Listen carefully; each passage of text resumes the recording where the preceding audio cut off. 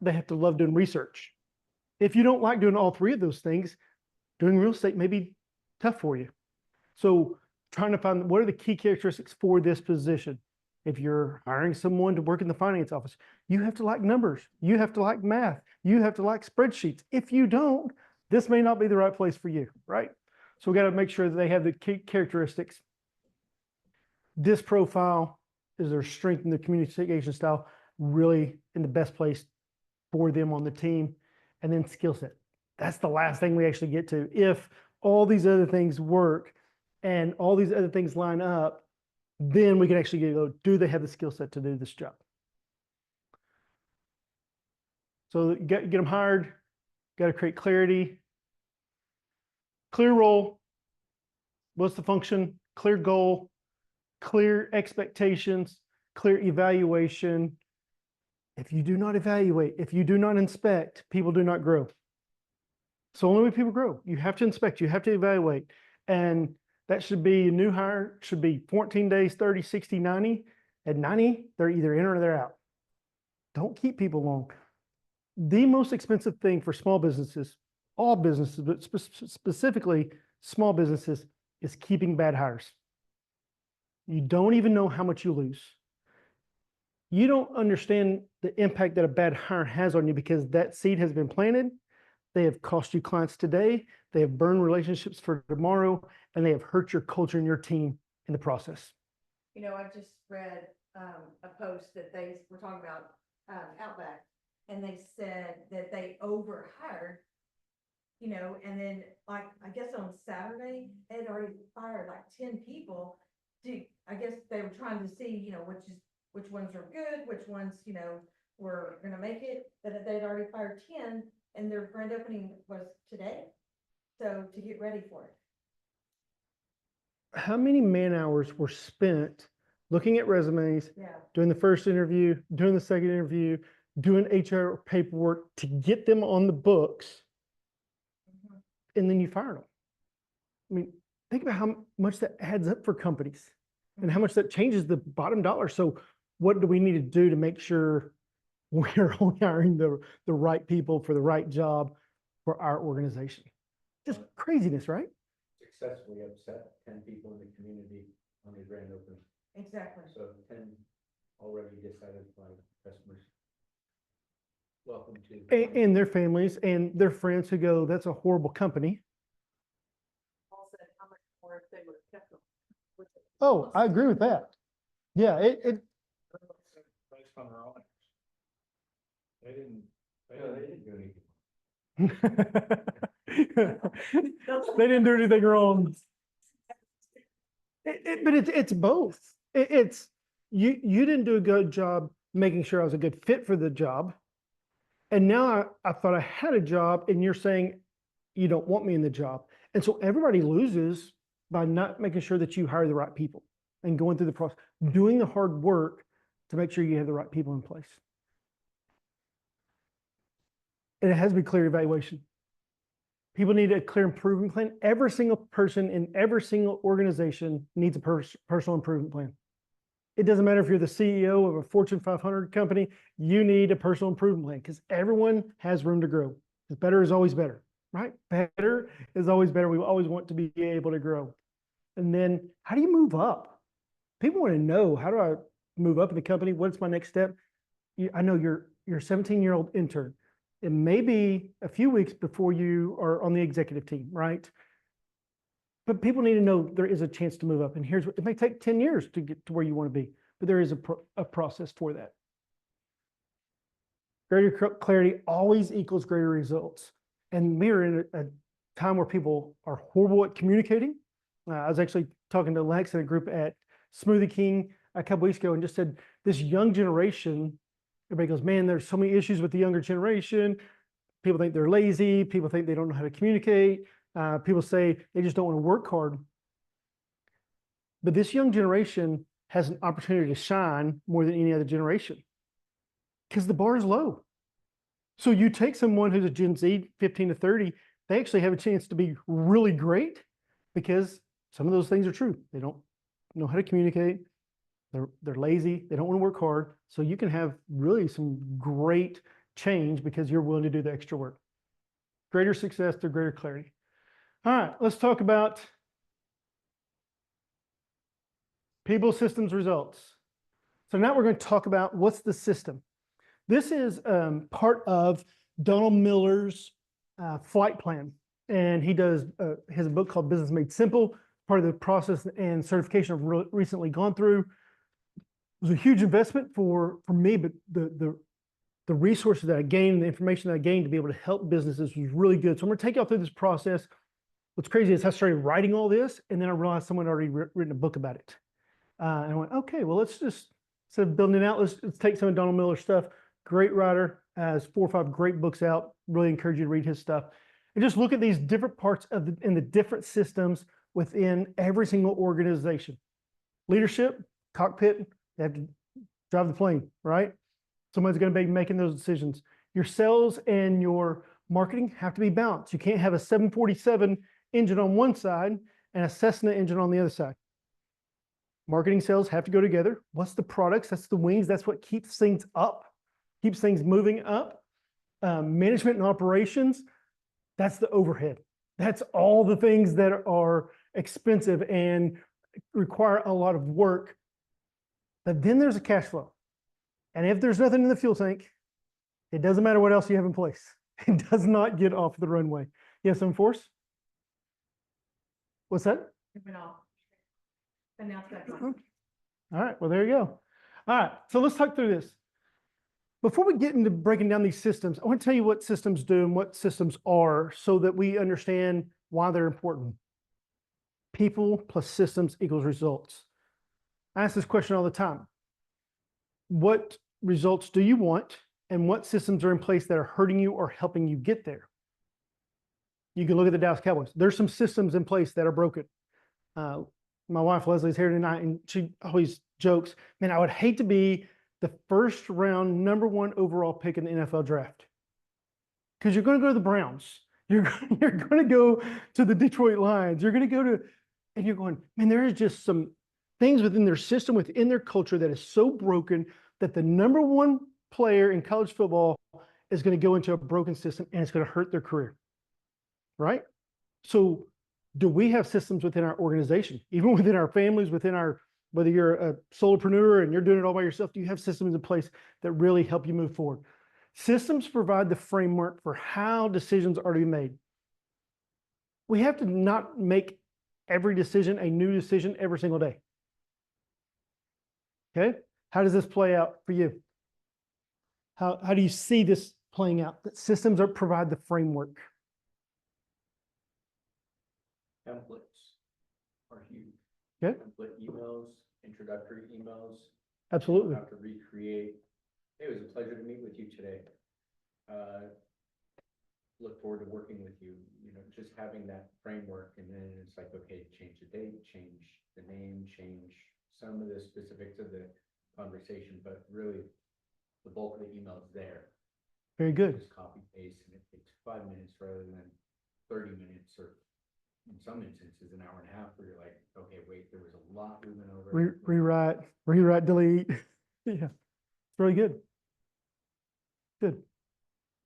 I would say also probably your bylaws too, I mean, because that's your framework, I mean. Absolutely. Like for us, I mean, we have them in place, but we don't really use them, I mean, but we're still You're bound by them though. bound, but, I mean, they don't, I just, like I told you the other time, I mean, I pieced them together by other people's bylaws to go, okay, well, that makes sense to me, so.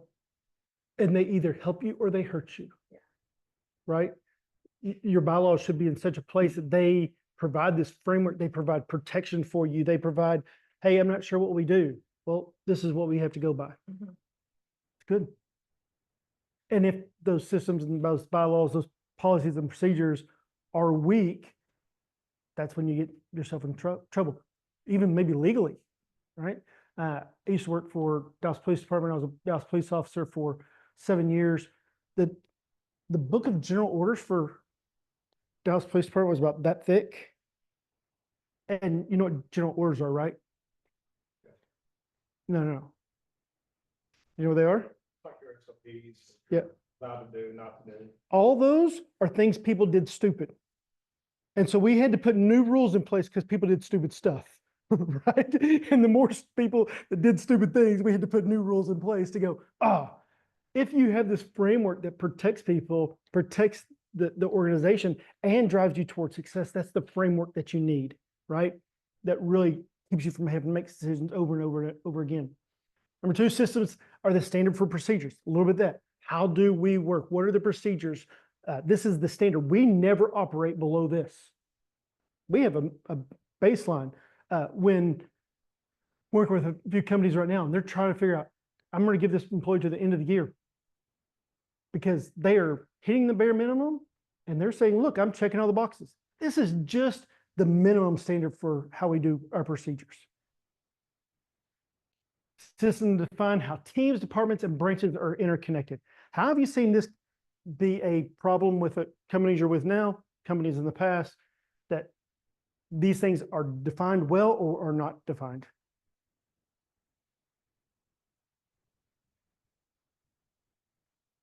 Expectations, Okay, meaning what? they're clear and present. Yeah. Or in the owner's or leader's brain somewhere. And they show up Somewhere. sporadically. Yeah, Institutional knowledge, like as you get bigger, like you have all the institutional knowledge, but as you bring people on, if you don't have these in place, there's gaps and something that they're like, oh yeah, this is how we do it. Where's that written? What do we have? Like, how would I know that? That's right. coming in?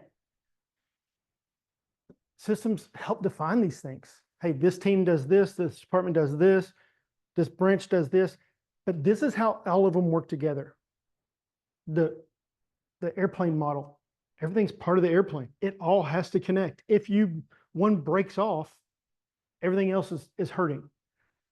Companies are so bad about working within the silos. Well, I just work on the marketing team, or I just work on the IT team. Well, I just work in HR. I kind of get a little passionate about this. I'm going to try to control myself.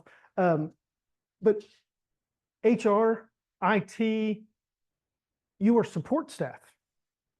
You are there to help connect everyone else and resource everyone else as part of their success. You do provide towards the success. You should not be the hurdle between the team and the success.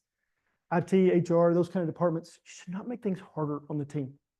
I guess, again, minding your conversation is, our treasurer, that's the only thing she wants to do is be the treasurer. So, but they go, well, you know everyone, Lisa. So I feel like I'm the front person. I'm the face. I'm the social. I'm the one that is always out there promoting our nonprofit, and she just wants to be in the background. Okay. And that makes it difficult to where I feel like I'm always the one there. So this is where small nonprofit, small businesses get in trouble because everyone expects someone else to do it. Or one person wants to do it all and not give anything else away. Everyone has to have their role. So if you have 1, 2, 3, 10 people on a team or part of a new organization, everyone has to go, I own my part and my part contributes to the success of everyone and cannot be disconnected from everyone else. So thinking about Lex and growing a new business or working with Smoothie King and having these different roles, everyone has to have their part, and the better they understand how their role is connected to the next role, connected to the next person in order to drive success. When everyone understands that, man, it moves things a lot faster.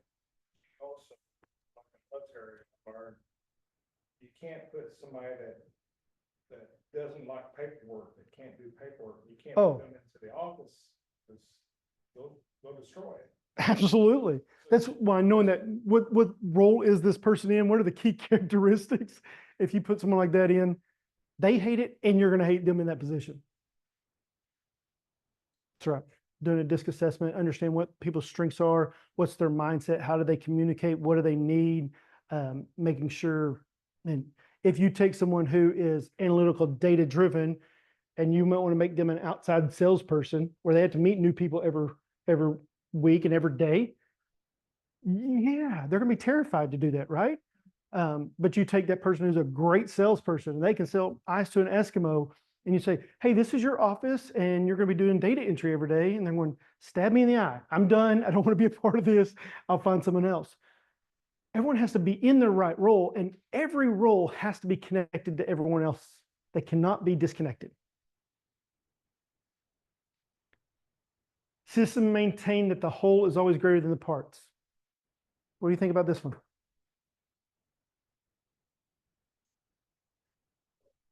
The mission, which you're Good. you're going. And the parts are the people that drive that mission where you want to go. Yeah. That's right. What else? Using the plane analogy, it's the difference between what the boneyard is in the West Mojave Desert versus the ones above our head. There's Explain. lots of parts in the desert, but the whole functioning is what's mobilizing people right now. Good. Parts Yeah. are replaced. Parts are replacement. And if you don't believe that, see how long it takes you quit your job, how long it takes them to replace you. Very next day. 48 hours, it'll be posted if it takes that long. If we're going to lead companies that have meaning and purpose, and we're going to have companies that people want to work for and love working for and don't want to leave, then we have to create the systems that protect them from those kind of things. We have to create systems that make sure the right people in the right position. And we have to understand that the whole is big. If someone on the plane, leadership says, hey, we're flying to Chicago, and someone that's part of the crew decides, or that are on the plane said, no, this plane's going to LA, that person's called a terrorist or a hijacker. And they have to be taken out, right? I know that sounds extreme, but there are people who try to hijack your business, try to hijack your organization all the time because they're not aligned with the mission. They have their own agenda. And anytime someone has their own agenda for your business, for your organization, they are going to create conflict. And conflict is resistance, and resistance slows you down. With my direct sale business, I know that, like, for many years, I've always thought that our company is very antiquated. And so to me, I mean, that's the part, so I would, maybe I'm not saying this right, but so I would just go out and create my own system that would work for me because I'm very, technology, what's new, driven, and being stuck where, like we were established in 1995, so I just felt like, we weren't going anywhere. But then within the last year, they've hired in some really good business trainers, direct sale trainers, that has brought the company up a little bit further than where we have in the last, 5 to 10 years.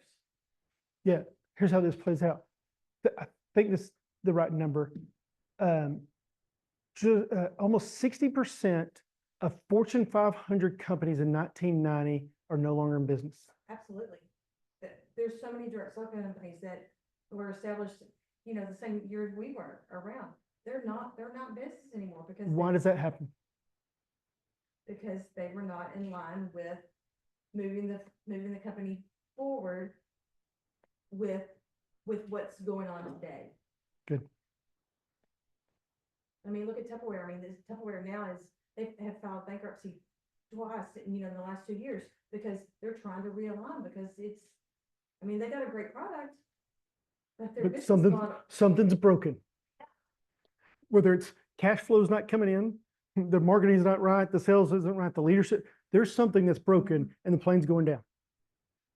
Just to what the demand, Good. But, yeah, I mean, this generation, they don't think about Tupperware. well, they don't think about Tupperware, but also Tupperware is meant to last. I mean, so. It's not disposable? I guess my kids didn't understand that part. So, you know, how often are you gonna have to buy Tupperware if it's meant to last 30, 40 years? And people are, what's crazy is people are disposing of it and they're not buying new. Yeah. So what are they doing? Remember week one, we talked about that everything in our mission, everything in our goals has to be about solving a problem. We have to see what is the struggle, what is the pain, what is the problem that people are facing, and we have to create a solution to that problem. Part of sales, and we're going to talk about a little bit more next week, is the more you identify the problem, hey, you really struggle with this. Your business really struggles. Man, that's really tough. How much do you think that costs you over the next year? I don't know. A lot. Talked to someone this week. In the last 15 months, they've spent over $80,000 in payroll. Okay? 15 months for a total of 5 employees. And not one of them worked there more than 4 months. And I'm going, hey, I think it would be great for me to come in here and help you to create a hiring system that really, and they said, we don't want to spend that money. The pain isn't worth it yet. You really think that I'd take half that for a week of training, right? Yeah, just pay me 40 out. We'll make it work, right? But going, what it cost in all that, that's not even counting your time. We have to sell the pain that this hurts. What is the solution? Whether it's your business, and they're really not thinking about the pain that's putting on the salesperson. They're not thinking about the pain that it's putting on the customer. So you have to expose that pain so that you can sell them something better. Because the whole has to be better, right? Systems create automated responses to routine problems. Automated responses to routine problems. There are problems that we face every single day in our business. It doesn't matter if you're a manufacturing company, you're in education, you're a nonprofit, it doesn't matter what your company is. There are routine. If you do not have systems to know how you fix them, you will fix them every single day. I was talking to someone recently and said, feels like all we do is put out fires. All we do is put out fires for our company. And so, well, why is that? And he goes, because there's always problems. I mean, that's all I have to do. And I have a job. My whole job now just feels like it's putting out fires, and I don't even actually get to do what I was hired to do. I said, how often do you think firefighters fight fires? I said, probably not very much. I said, no, usually they're either in the gym or like walking around like this, or they're sitting on the couch eating Cheetos. That's kind of the 2 options for firefighters, right? And so what does that look? You're only fighting fires 10% of the time. You're training so that you don't have to fight fires. You put things in place. If your organization is fighting the same problem over and over and over again, someone needs to be accountable to go, we have to come up with a solution to save us time. That's right. It's fire prevention. That's why you don't fight fires all the time, right? Right. Yeah. With Knowledge. training, knowledge, yeah. Systems allow people to work safer, faster, and produce more. Man, if you don't have to think about what you're doing, if you don't have to think about the hurdles, if you don't have to think about, dang, they're going to question why I'm doing it this way, and you just get to run because that's the system, you get to run. But at every time your boss questions you, well, why'd you do it this way? Because this is the way we've done it the last 10 times, and we've learned that every time we're getting better at this, we're trying to do it faster, we're trying to do better. It's always hurdles. Systems require significant effort to develop and maintain. This is the hard part for this. Systems require a lot of effort. They require a lot of time. They require a lot of pain. They require a lot of arguments and conflict and stress in order to create them. It takes a lot of effort to maintain them. But what they produce is so much more. And that's kind of the second half of this, is that systems produce 10x results of the time and effort to create them. And the better they are, the faster they go, it allows you to have a 10x result. The way I think about this is NASCAR. You ever seen NASCAR change a tire? Okay, if you have to go change your tire right now, Roger, it's going to take you a few minutes. You may even be good at it. You may feel like, I think I'm as good as anybody not working for NASCAR changing a tire, but you don't have, you're not NASCAR good, right? So they've created a system. It is fast. Everyone knows their job. Someone's filling up, someone's stopping them, someone's getting the driver water, someone's changing tires. They have created a system, and they practice and they practice and they practice and they practice, and they eliminate every distraction from that, right? Actually, you bring that up. Last time my daughter, her tire went flat, 10:45 at night, she got off work, goes, Dad, my tire's flat, I'm like, this sucks. Dark in the parking lot, I had my son come, and I had this epiphany, I was like, I'm gonna save up to buy an impact wrench for every single one of our vehicles. And I'm gonna have a socket and a cordless impact wrench, and it's like, that's about $1,000 investment. But I need to start chipping away at this. This is gonna be a brilliant solution for me. I never have to and my worry, kids. yeah. Yeah, it's just like, just, Is it expensive? yeah. Is it going to require effort? It's going to take sacrifice, and it's going to save you time. Cause the biggest thing is, yeah, it's like, if your wrench slips off and, yeah. I don't even know how to change the tire. I could probably do it, but Hey, Stacy. I know that's what. Yeah. I'm saying. I know Stacy, Yeah. hello. Phone- my phone says, Exactly, Stacy, yeah. Stacy, I gotta. Yeah. Stacy, you're fucking right. Mm. That's why it's mastermind. It's like, Roger, stop being stupid, pay the AAA. Yeah. That I pay anyways, so yeah. Right. maybe I should do that. Hey, just thinking about all the things you have created systems in your life that help you produce more.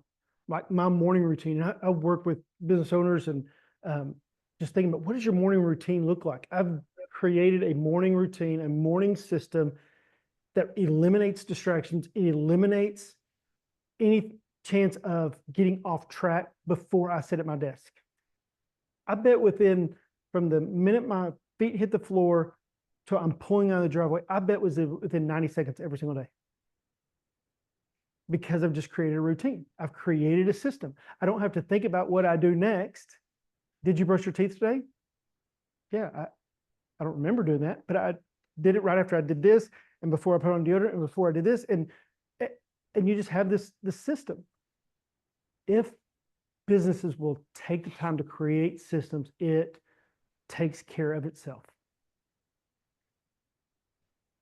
They create clarity, save time, they save money, and they protect people.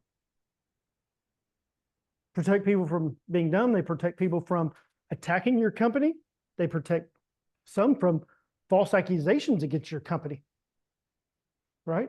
They protect your employees from doing something stupid to a customer. The better your systems, the better your training, the better your thought process, it becomes culture, because these are the people we hire. We do not hire people that do not fit our culture, our core values. If they do not have these skills, they're not right for us. They do not fit in within our system. It's going to protect both us. It's going to protect them. It's going to protect the client and the community, right? All right. So there's 10 things about how, just kind of the framework of what systems are. Any thoughts, any comments from online tonight? Also said, how do you start building your systems like in a small business, like your marketing emails, event reminders? How do you kind of start that process? Yeah, it's a great question. How do you get started? Small, small, small, a little bit every day. It goes back to the law of time. You do something 24 minutes a day, 5 days a week, 50 weeks a year, take your weekends off, take 2 weeks of vacation. It's 100 hours a year by just doing 24 minutes a day. Same way with all your systems. Same way with your marketing or your sales, your emails, all your sales funnels, all those kind of things are just little chips away, but you have to be intentional about it. Building that, you also have to build it to fight off any concerns or any issues. So you want to find out, well, I'm in this business, worst thing's going to take from my business, that I got to build a system to protect me from. That's right. Yeah. So We get in this struggle of when am I working in my business? When am I working on my business? Right? And I've got to work on, especially when you're young in your company, working on my business to create those things. And I got to work in my business because I just got to grind. I'm trying to build a brand new business. And so it takes both.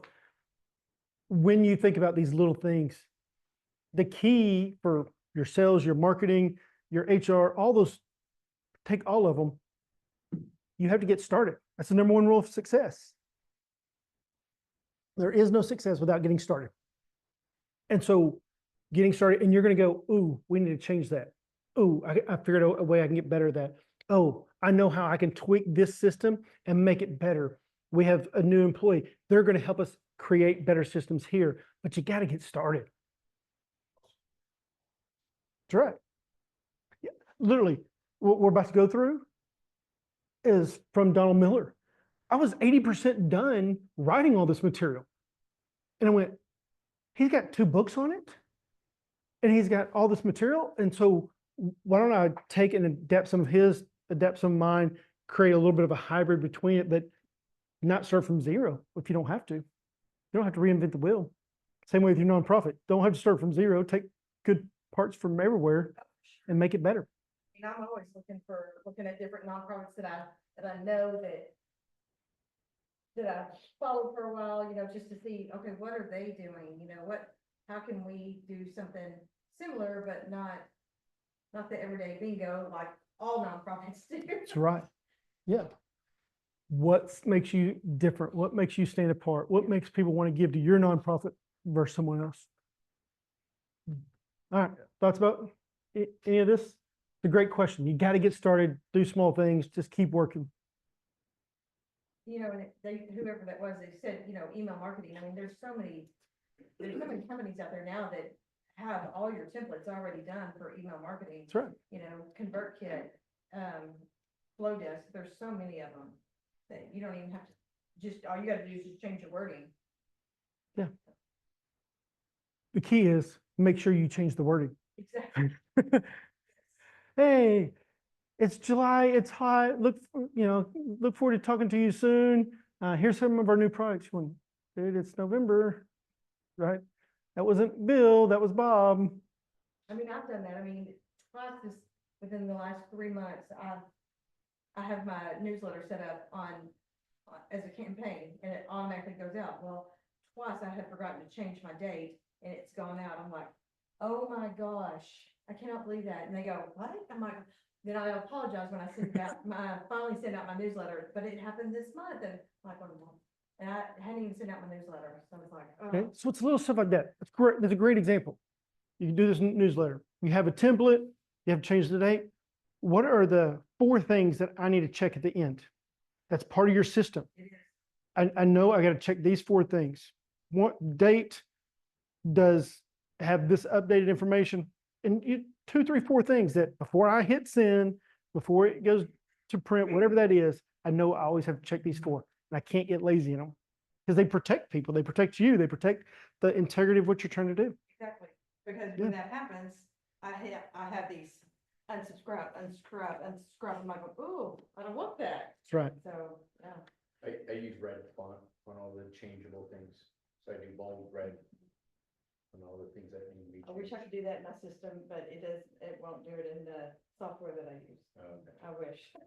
Not You guys highlighted still yellow. on that, like, All my Yeah, templates that I send out, But- what I need to do is highlighted in But yellow. whatever that is, create a red, a highlighted yellow. Yeah, usually mine would be like in the brackets and then highlighted or in red. That way I would Sure. know, or in bold, you know, but that being a campaign, it automatically, I just didn't even change the date on it. Well, and things happen, and we've got to give ourselves grace. I mean, as we're growing businesses, whether you're a $50 million company or you're trying to hit $10,000, wherever you are in the middle, being able to understand there's still grace. There's still, we have to be kind to our employees, even the ones that we hired right, we did everything right. They're going to make mistakes. We're going to make mistakes. It's just part of the process. Last week, trying to get the video running, so frustrating. I think I have all the pieces in place. I practice making sure everything works and it doesn't work. And I don't know why. Today, I spent 2.5 hours making sure this thing worked today. For an hour and a half, I couldn't get any microphone that I plugged in work. Not one microphone. I plugged in 3 different mics. Not one microphone would work. And I don't know why. And then all of a sudden, I took it all apart, slammed the computer down, plugged it all back in, and it worked. It just needed a bigger hammer. I think that was the problem. To protect people, we got to put these things in place. So let's go through these. And I want to give you these different parts of the plane, and then I'm going to give you an evaluation for how you review and evaluate these different parts. So leadership. Leadership is everything from the hiring, but it's also creating culture, it's creating the systems, and it's also how you do meetings. Meetings are incredibly important. No one wants a meeting that could be an email. No one wants a meeting that the same person says the exact same thing for the 37th week in a row, and no one listens. So how do you create that? How do you structure meetings that have purpose?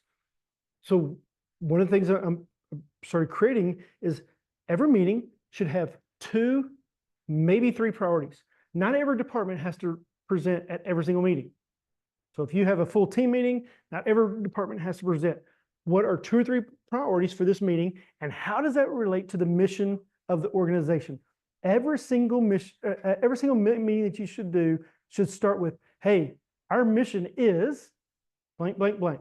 This is who we are as a company. This is our mission for this quarter. This is our goals for this quarter, for this month. We're going to talk about 3 priorities today. Here's the 3 things we're going to talk about. I'm going to ask Department A and Department B to give us a little updates on what's going on in their department and how they are moving forward to help us accomplish this mission. If it's not towards the mission, it's not worth talking about. Then we'll get to the point going, what obstacles do you see coming up in the days ahead that prevent us from reaching those goals? You got to be able to talk about it. And if you just go around the table, yeah, everything's great in my department, everything's good over here. Yeah, we have this presentation this week. Hey, we're doing this sales event. Hey, we're doing this community event. Hey, we're trying to hire. And you just go around the room and everybody just kind of says what they do. Well, how is that aligned? And how is it moving us towards the mission? Leadership has to develop the structure for how meetings need to run from here's the mission, here's the priorities, here's who's moving us towards the mission, and here's the obstacles we're facing. Hey, these obstacles are real. So how do we need to collaborate to make sure we can overcome those obstacles? When you start talking about meetings, people get, oh, it takes too much time. You may like meetings. You like going to meetings? You do like meetings. You do like meetings. I like meetings just because You- because I get to interact with people. If they're collaborative. Do you like Yes. meetings? There's food, What's that? food. If there's food, that's a good answer. You like meetings? You like meetings because you like information.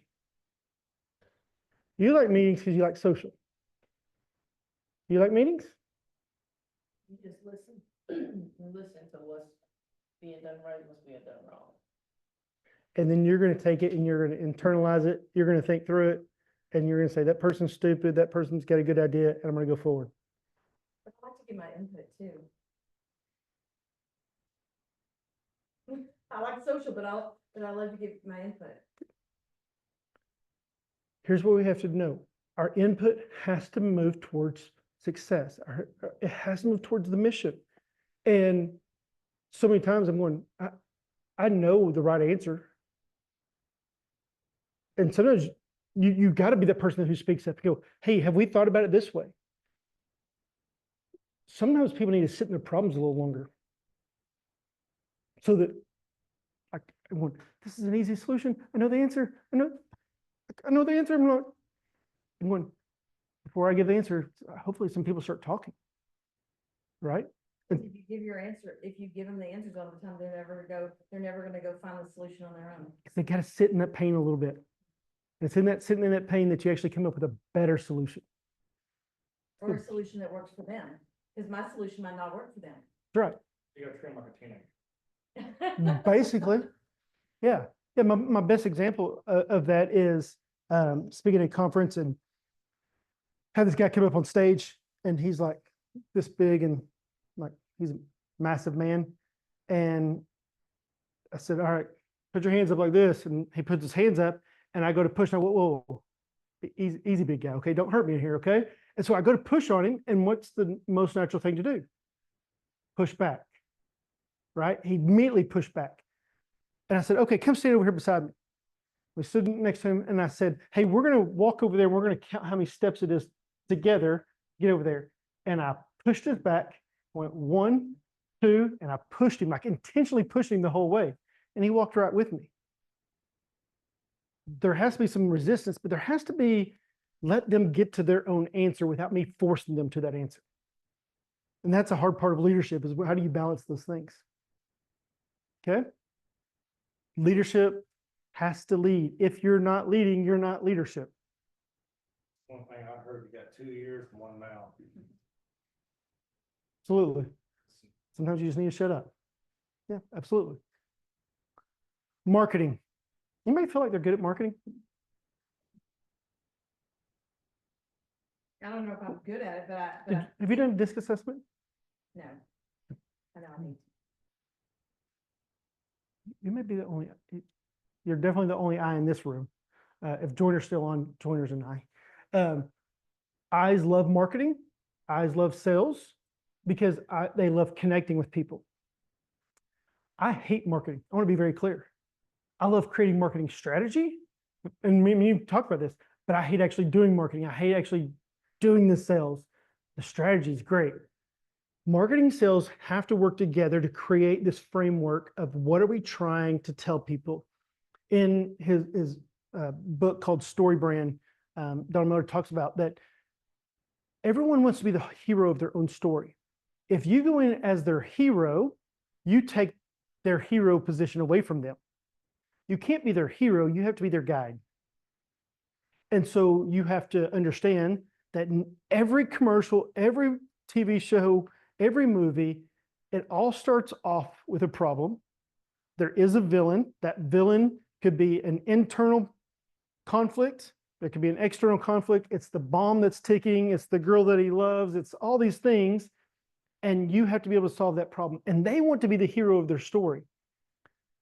Helping them to identify what is the real problem. You have to be the expert, not the hero, but you can be their guide and help them get there. And then you have to be able to show what if nothing changes? What's the potential if this changes? And they have to be able to have the pain of going, is this worth the change? I thought when this business owner told me $80,000, I thought that's an easy sell. You already understand your pain. I can help you fix this problem. It's just not painful enough yet. Your marketing has to go, what's the villain? Who's keeping you from doing this? Who's keeping you from getting there? Here's a solution. I would like to help you get there. And what happens if you don't? What's at stake? That's the question that marketing and sales has to answer. What's at stake? So as you think about that, what's kind of your feedback? What's your thoughts?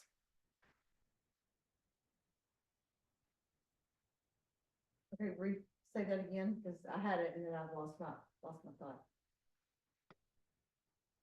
If nothing changes. Okay. If marketing and sales, Have to work together to go, what happens if nothing changes? What is it going to cost you if you don't change, if you don't buy my product, if you don't do this? And is the pain worth the change? You gotta set up consequences. That's right. What's at stake? That was the question. Yeah. What's at stake? well, for me, what's at stake is around here, because sometimes I think I spend too much time on marketing and not enough time on sales. So then my sales pay the consequences because I'm not balanced enough. Okay, good. That marketing sales have to be balanced, right? Lex actually does car detailing and has done my truck before. And one of her things that she has not leaned into yet is what I do is prevent your car from having further maintenance problems.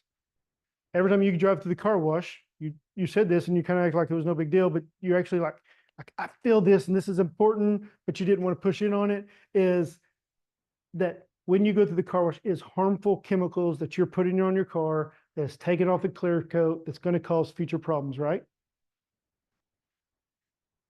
But the person who never drives a car more than 3 years, they don't care.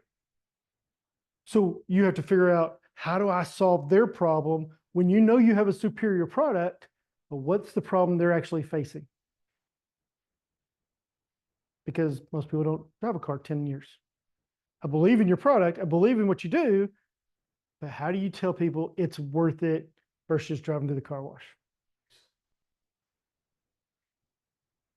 Part of it? Yeah. But that's a future pain. People don't care about future pain. I'm not telling you you're wrong. I think you're right. People only think about today. And so what pain do you have to show them today that if you don't buy this today, if you don't make this change, if you don't buy healthier food, this is what it's going to do. And you have to, this is what's at stake. And marketing and sales have to work together on that. Any comments, questions there? All right. Products, what do you sell? You ever been? Tell me what that means. Yourself. You gotta believe in your product, and you should also have to, and people gotta believe in you, and if you're the type of person that come in and say, hey man, I want you to buy this widget right here, but you're, they don't believe in it. That's right. Their body language, they pick up on their facial expressions. If you, like for me, if people see me eating out every single day and night, and they don't see me, popping on, doing a Facebook Live or a cooking video and using my own products, then they're not gonna buy from me because they're like, oh, well, she doesn't believe in her own products. I mean. You're sitting there with a McDonald's cup. Y'all need to eat healthy. Yeah.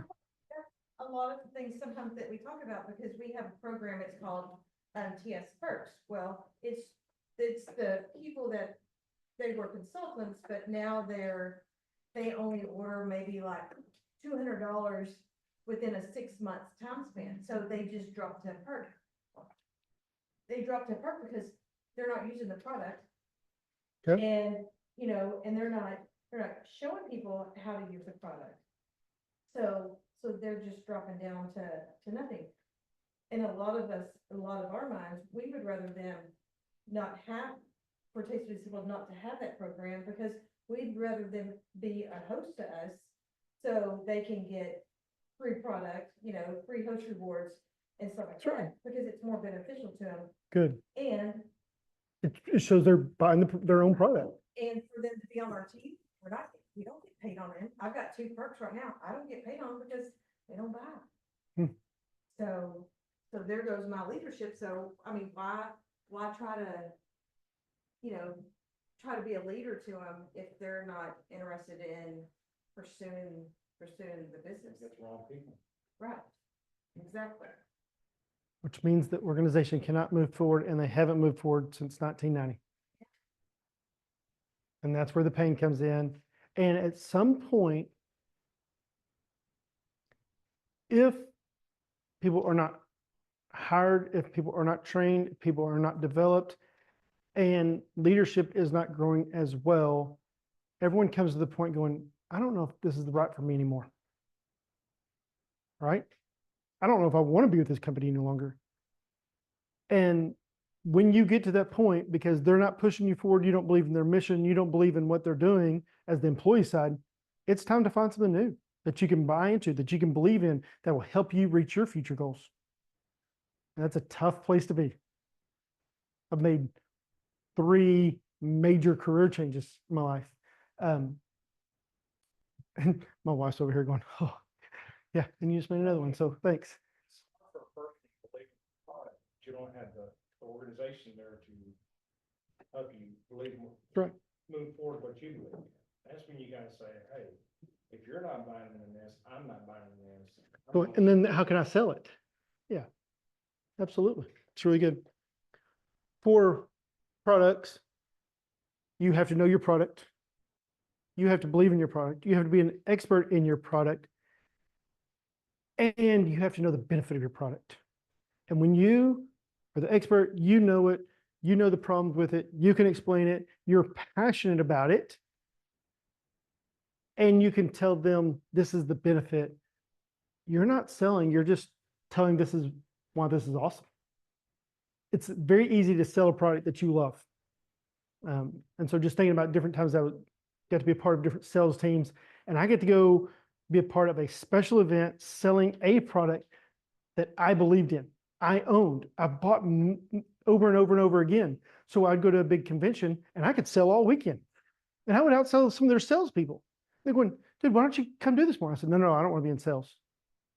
But I could sell this product because I believed in this product for this limited time. And I was the expert at, I knew the product. I didn't have to try to convince someone that I don't know about that one, but this one I know. And the more you do that, the more you know it, you show the confidence. Recently bought a new car, looked at a dozen cars. Hey, is this car still on your lot? Used, trying to buy my 15-year-old a car from a year from now. My wife's driving for right now for a year, and going through this process. Hey, I'll be there at 3. Can you have it up, and I'll have some questions about it and be ready for me. Time after time, showing up at multiple dealerships, saying, all right, here's the car. I talked to John. You're John? Okay, John. Oh, yeah, I talked to you earlier. What car did you want? Hey, does this car have this engine or this? Oh, I don't know. I don't know anything about that car. Going, well, why do I know more than you do? You're trying to sell me. You want to make money off me, but you don't even know what you're selling. Be the expert.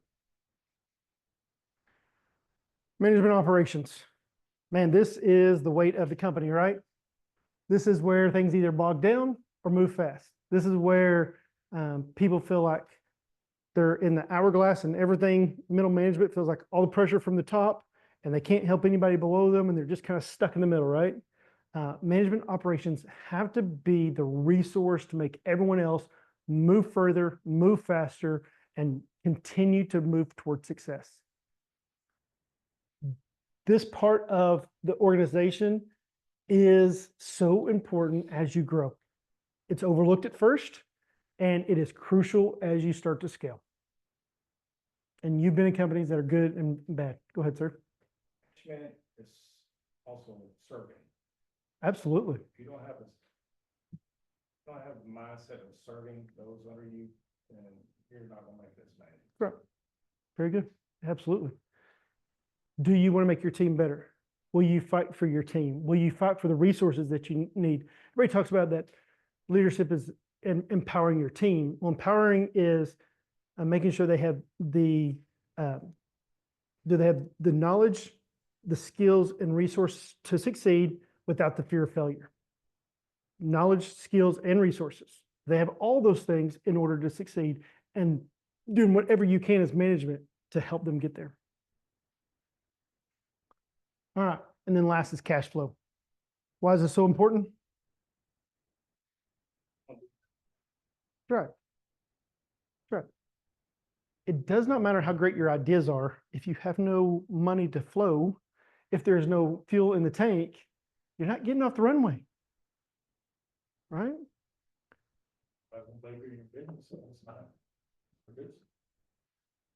This is where sales and marketing come in to understand how cash flow has to work.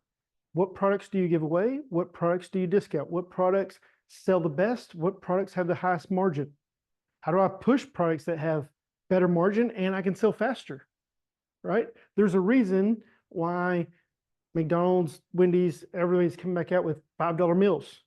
Economy's hurting. They got to figure out, how do I get the most cash flow? How do I keep things turning and moving, right? You've got to know your products and know what brings you the quickest cash flow. Doing that leverages you for the next. Like trying to grow a new business, buy new products, move into that next step. Every time you have some cash, put some towards taxes, put some towards savings, put some towards the next project. And as you do that, it just continues to develop. Really is amazing how many companies operate in significant debt. Like significant debt. And the stress and the pain and the pressure that puts on ownership. Yeah, that's the kind of stuff that bogs you down, creates health issues. It doesn't matter how healthy you eat. If you were under the weight of stress of, can I pay my guys this week? Can I pay the office this week? Can I do all these things? Leadership is responsible to make sure fuel is in the tank. Listened to the other day about millionaires and people that had businesses like Elon, and their value is tied up in their business. It's not like they have that cash in hand. Feels like, No, oh man, he's got $1 billion. Well, yeah, he's got $1 billion, but he might have $100 in his pocket, and that's it. The rest of it's all that's right. tied up in business. Well, and part of that's for taxes because they're smart enough to play the game. And then making sure that the business is funded, which funds my future. Yeah. I heard a thing, the difference in millionaires and billionaires. You know what the difference is? What do you think? Other than zeros. I'm not thinking about that, well, maybe not. Millionaires are good at saying no. Billionaires are great at saying no. To get to the next level, you have to be willing to say no. No to people, no to systems, no to distractions, no to the things that are preventing you from getting towards what your mission is as your organization. Laziness, binge right. watching, or worn out. Right. Yeah, absolutely. Okay, so we're gonna give you a resource for tonight. You can go to bit.ly/MLC-report, or you can scan that either way. And this will give you a free assessment for your business that you can take your business through, just answer some questions about all those different components. I'll make sure that this gets emailed out as well. One of the things through Donald Miller and Business Made Simple that I'm actually taking all my clients through right now is kind of we end the year and we start thinking about November, end of October, we'll start going through reviewing the year. In November through the rest of the year, we'll start going, what's the goal for next year? What does it look like? Let's put strategic plans in place. Let's put strategic markers for people, systems, growth to help us reach greater results than ever before. But you got to know where you are. That's right. So, hey, thank you so much for being a part of Mastermind Roadmap to Success. Continue to get better, continue to grow the people around you. And remember, better is always better. Thank you so much for being here tonight. Any thoughts, comments, questions? Felt like tonight was a lot to cover and started to break it into 2 weeks, but I want us to go through the review next week. We're going to actually go back through systems, and as you do your report, bring your report. We're going to walk through it next week. So, thoughts, comments, questions? Nothing? Great job, Nick. What you got, Lex? Huh? I can do this type of homework. You actually go do Pythagorean theorem homework.